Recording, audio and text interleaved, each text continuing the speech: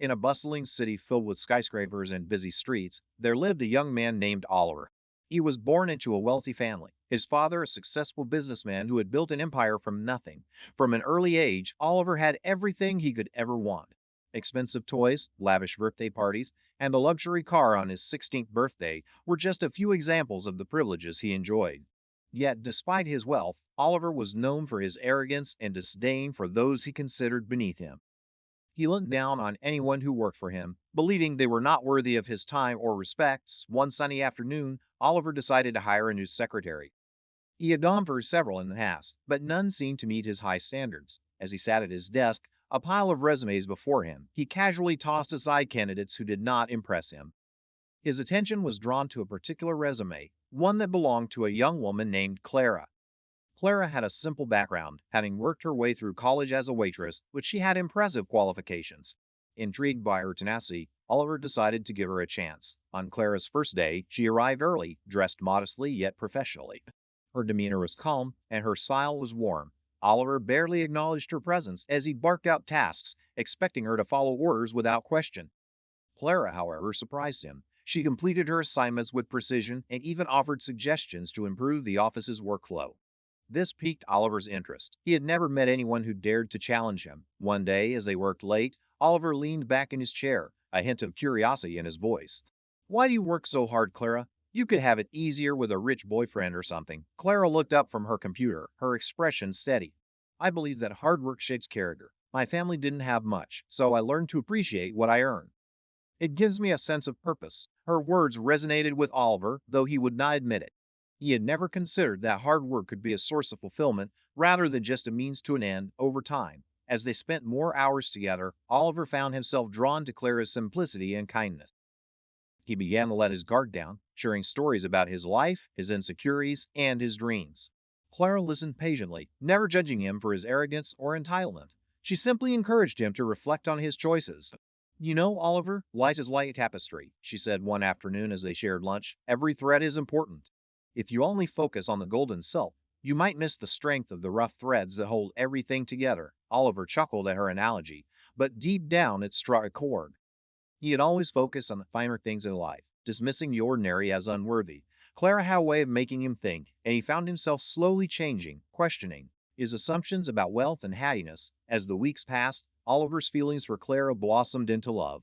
It was unexpected for someone like him, who had always placed value on superficial traits. Clara was different. She was genuine and saw the world through a lens he had long forgotten. One evening, after a particularly long day, Oliver mustered the courage to confess his feelings. "Clara, I think I've fallen for you," he said, his voice sincere yet slightly trembling. "You make me want to be a better person." Clara's eyes widened in surprise, but she quickly masked her emotions. "Oliver, I appreciate your feelings, but I'm not sure this is a good idea," she replied carefully, her voice steady. "We come from different worlds, and I don't want to complicate our working relationship." Oliver felt a pang in his heart, but insisted, "I'm willing to try, Clara. I want to know you better. I've changed since you started working here. You've made me see things differently." After a moment's hesitation, Clara sighed. "I know you've changed, Oliver, but change doesn't erase who we are at our core. You might think you've become humble, but the world you come from doesn't always appreciate the values I hold dear." Despite Clara's reluctance, they began dating, each moment filled with laughter and warmth. Oliver reveled in their time together, forgetting the world outside their bubble of happiness. He became more generous, donating to charities and volunteering, wanting to show Clara that he had truly changed. Yet, deep down, he feared losing her. Nasir was a nagging thread, pulling at the fabric of his newfound joy. One day, while they were out for dinner, Clara mentioned a charity event she was involved with. "I think you would enjoy it, Oliver. It's about helping children from less fortunate backgrounds. I'd love for you to come with me." At first, Oliver felt a swell of pride at the thought of being by Clara's side, but as the night wore on, he began to doubt himself. "I don't know if I fit in with your crowd, Clara," he admitted, a hint of insecurity creeping into his voice. "Oliver, it's not about fitting in, it's about making a difference," she said softly. "You've changed, and I believe you can inspire others."